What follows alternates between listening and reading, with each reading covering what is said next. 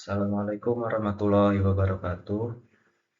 Perkenalkan, nama saya Rodi Rafiq Rizkullah dengan NPM 2531 1104 dari kelas SI 25DX. Pada kesempatan kali ini saya akan menjelaskan materi tentang ekonomi Islam, yaitu dari mata kuliah Pendidikan Agama Islam.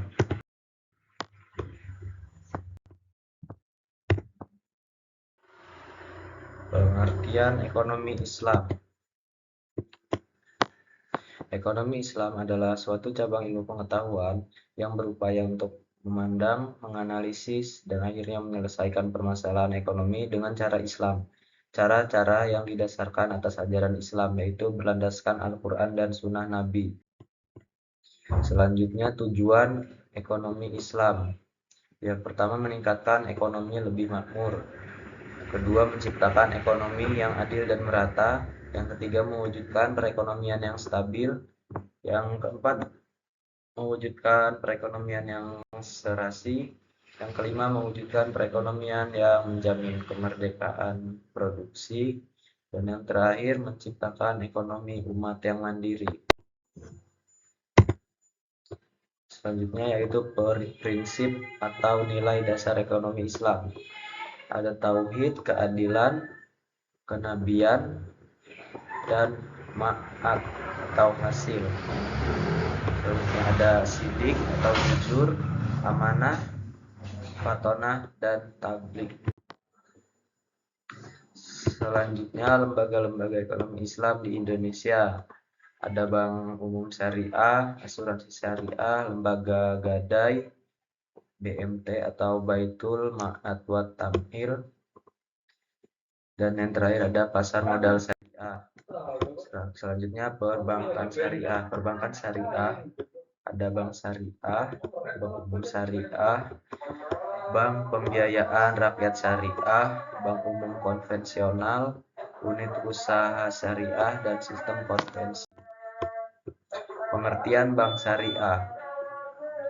Bank Syariah adalah bank yang melaksanakan kegiatan usaha secara konvensional atau berdasarkan prinsip usaha syariah, yang dalam kegiatannya memberikan jasa dalam lalu lintas pembayaran. Prinsip Bank Syariah. Pasal 1-13 Undang-Undang Nomor 10 Tahun 1998, prinsip syariah adalah aturan perjanjian berdasarkan hukum Islam antara bank dan pihak lain untuk penyimpanan dana atau pembiayaan kegiatan usaha atau kegiatan lainnya yang dinyatakan sesuai dengan syariah. 5. Prinsip Bank Syariah. Yang pertama, prinsip bagi hasil. Yang kedua, prinsip penyertaan modal. Yang ketiga, prinsip jual beli barang dengan memperoleh keuntungan. Yang keempat, pembiayaan barang modal berdasarkan prinsip sewa murni.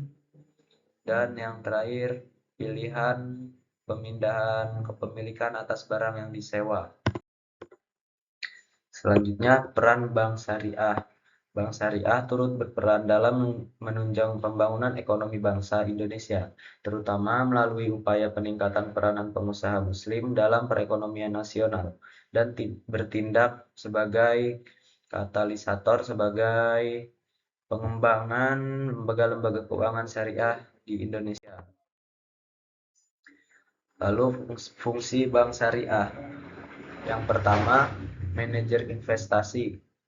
Bahwa Bank Syariah tersebut merupakan manajer investasi dari pemilik dana yang dihimpun karena besar kecilnya pendapatan yang diterima oleh pemilik dana yang dihimpun sangat tergantung pada keahlian, kehati-hatian, dan profesionalisme. Lalu jasa keuangan. Bank-bank Islam juga menawarkan berbagai jasa-jasa keuangan lainnya untuk memperoleh imbalan atas dasar agensi kontrak atau sewa. Contohnya meliputi letter of guarantee, wire transfer, letter of credit, dan lain-lain. Lalu investor. Investasi yang sesuai dengan syariat tersebut meliputi akad murabahah, sewa menyewa atau leasing, musyarakah, akad mudorabah, akad salam atau istisna, pembentukan perusahaan atau akuisisi pengendalian atau kepentingan lain dalam rangka mendirikan perusahaan, memperdagangkan produk dan investasi atau memperdagangkan saham yang dapat diperjualbelikan. Yang terakhir, fungsi sosial. Konsep perbankan Islam mengharuskan bank-bank Islam memberikan pelayanan sosial, apakah melalui dana pinjaman kebijakan dan dana sumbangan sesuai dengan prinsip. Selanjutnya, kajian terhadap asuransi. Pemahaman terhadap asuransi konvensional adalah haram, yang terkandung dalam unsur gharar, maisir, dan riba. Unsur gharar terdapat pada bentuk akad yang melandasi penutupan polis. Akad yang terdapat pada asuransi konvensional dikategorikan sebagai akad tabaduli atau akad pertukaran, yaitu pertukaran pembayaran premi dengan uang pertanggungan. Unsur gharar ini juga terdapat pada sumber dana pembayaran klaim pada asuransi konvensional yang tidak jelas asalnya. Yang kedua, unsur maisir terjadi apabila peserta asuransi membatalkan kontraknya pada masa refreshing period. Ia tidak akan menerima kembali uang yang telah dibayarkan kecuali sebagian kecil saja, biasanya kurang dari 5%. Unsur riba terkandung dalam melakukan usaha dan investasi yang menggunakan sistem bunga, terutama oleh bank-bank konvensional dan manajer. Yang selanjutnya yaitu definisi pegadaian syariah. Merupakan menjadikan suatu benda berharga dalam pandangan syara sebagai jaminan utang dengan kemungkinan utang tersebut bisa dilunasi dengan barang tersebut atau sebagainya. Lalu ada rukun dan syarat pegadaian syariah. Yang pertama rahin, yaitu orang yang menggadaikan. Yang kedua murtahin, yaitu orang yang menerima gadai. Yang keempat marhun, yaitu barang jaminan. Syaratnya meliputi A. Mempunyai nilai menurut syariat. B. Harus ada pada waktu akad. Dan C. Harus bisa diserahkan seketika kepada murtahin atau wakilnya. Lanjutan yaitu marhun. Marhun bih atau dain, yaitu utang. Harus jelas rahin dan murtahin, harus tetap dapat dimanfaatkan, harus lazim atau mengikat pada waktu akad. Ijab dan qabul, pernyataan gadai dari para pihak. Keduanya jelas mengungkapkan keinginan untuk akad-ran.